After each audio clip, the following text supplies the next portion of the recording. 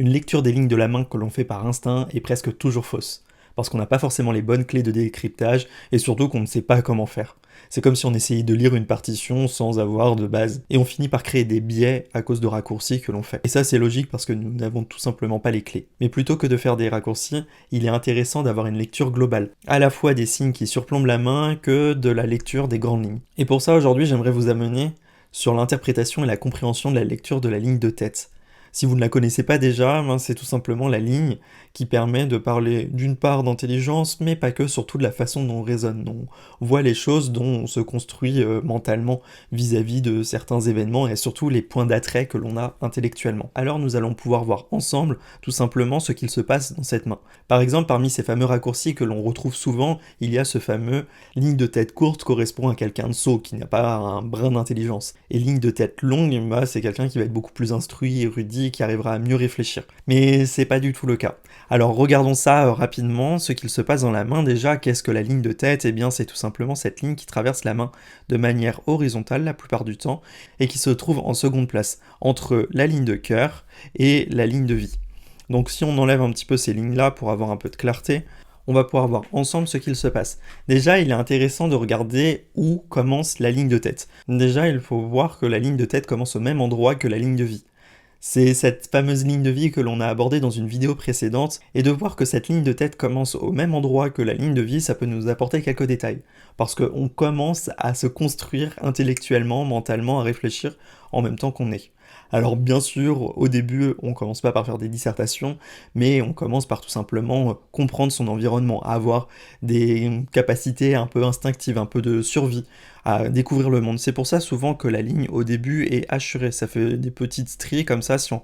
Mais hop, ça fait souvent des choses un petit peu comme ça sur le côté de la main, parce que on est en train d'appréhender le monde, en train d'essayer de le découvrir, et ça peut créer quelques... Voilà, on est en pleine découverte, en exploration. Donc souvent, la ligne de tête commence de cette manière-là. Ensuite, il y a un deuxième point qui est assez intéressant, c'est tout simplement de voir où commence la ligne de tête, parce qu'elle peut commencer à plusieurs endroits différents, à la fois en jonction avec la ligne de vie, au-dessus, en dessous, ou partir directement par le monde Jupiter, sous l'index. En fonction de la place, ça va donner des détails différents, ça va permettre de comprendre si on est quelqu'un d'un petit peu plus impulsif, ou un peu plus timide, réservé, extraverti, ou même si l'on a des capacités qui arrivent spontanément dans l'échange, dans la créativité, voilà, dans un phénomène comme ça, on arrive à être leader de quelque chose.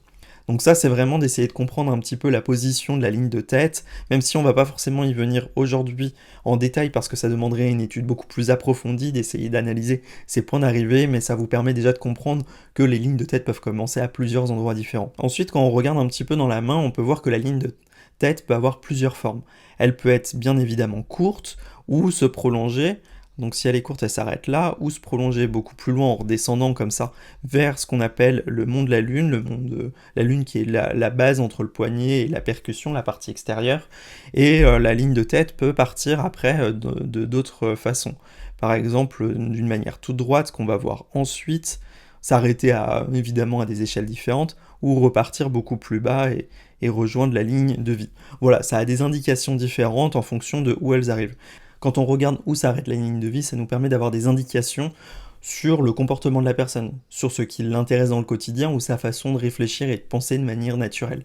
Par exemple, une personne qui a sa ligne de vie qui s'arrête au milieu de la main va être une personne beaucoup plus impulsive. Et pourquoi ça? Eh bien tout simplement parce que l'impulsivité, le côté très spontané quotidien apparaît énormément dans ce qu'on appelle la plaine de Mars qui se trouve au milieu de la main, qui correspond à toutes ces petites agitations qu'on peut avoir, ces pensées, ces préoccupations qu'on va avoir sur le moment, et une personne qui aura une ligne de vie comme ça, qui est courte, déjà par sa longueur, on va comprendre que c'est quelqu'un qui va droit au but, qui est réfléchi mais qui va de manière spontanée, et d'autant plus parce que ça s'arrête sur le milieu de la main, et parce que ça s'arrête sur le milieu de la main, ça permet de comprendre que c'est quelqu'un de spontané, de net, c'est réfléchi, c'est claquement de doigts dans les directions, dans les réflexions et surtout les décisions prises. Donc ça c'est la première base, et quand on regarde un petit peu après où s'arrête tout simplement la ligne de tête, on a plusieurs directions qui peuvent se proposer.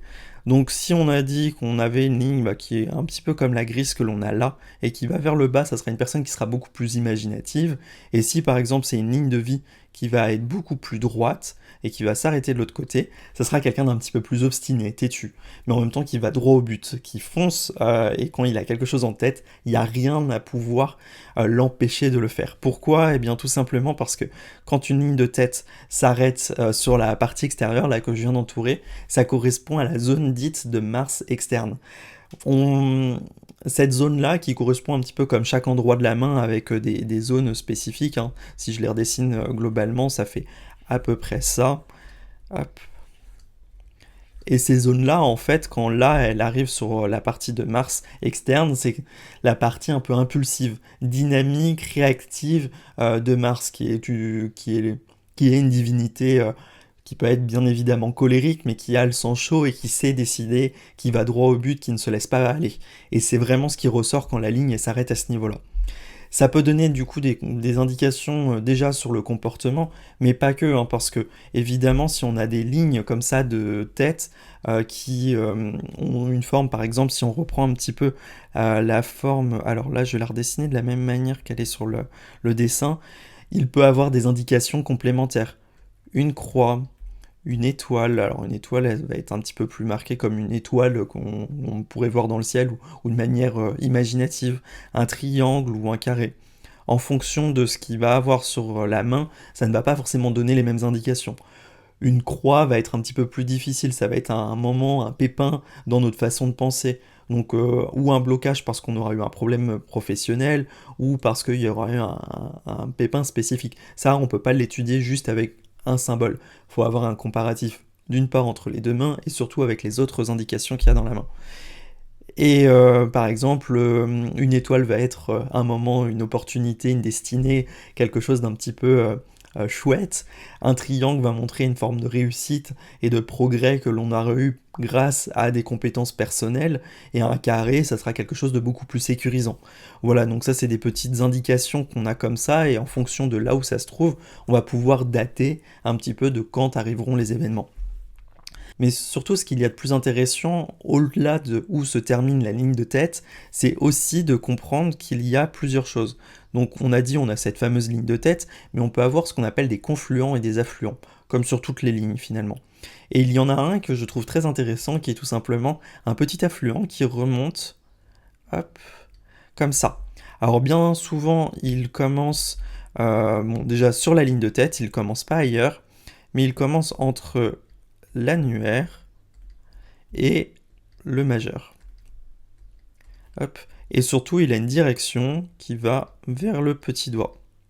Et pourquoi ça? Eh bien, tout simplement, cet affluent-là, il vient montrer qu'on a des capacités à la fois de récit, d'écriture, de parole aussi, parce que grâce à notre mental, donc à la fameuse ligne de tête là, que l'on peut avoir, on arrive à ressortir quelque chose qui nous fait réussir parce que ça commence sous l'annulaire, et surtout c'est une réussite qui est communicative parce que le petit doigt parle de la communication.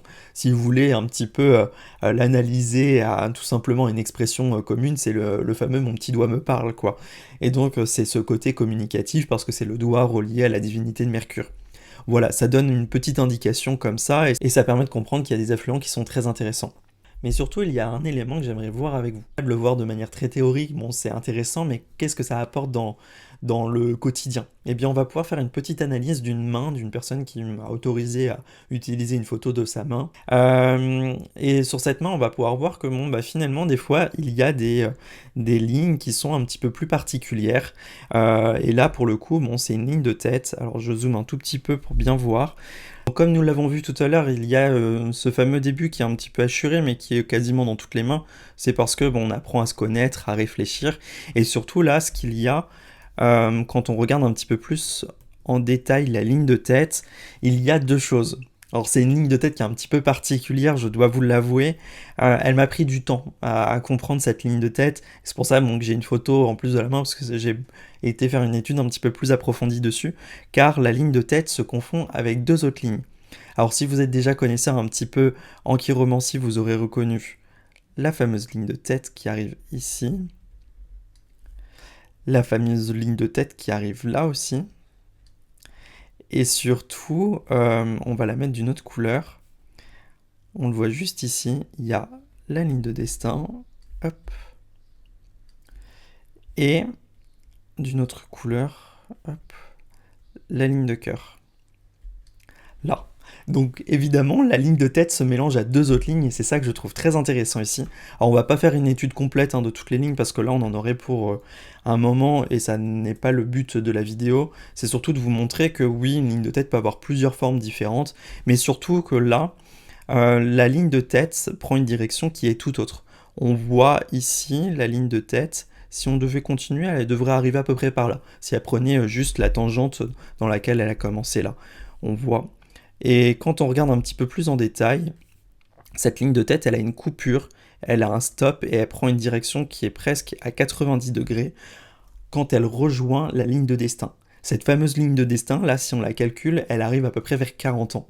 Donc il va avoir un tournant dans la façon de penser, la façon de réfléchir vers 40 ans avec une reprise, une redirection qui fait que la personne sera beaucoup plus imaginative et elle sera beaucoup plus en lien avec là un destin. Alors j'aime pas trop ce terme de destin, mais en tout cas une suite de vie qui correspondra à quelque chose d'un petit peu linéaire, mais en même temps à la fois créatif, imaginatif, et en même temps qui va l'apporter assez haut, je pense, dans son succès personnel.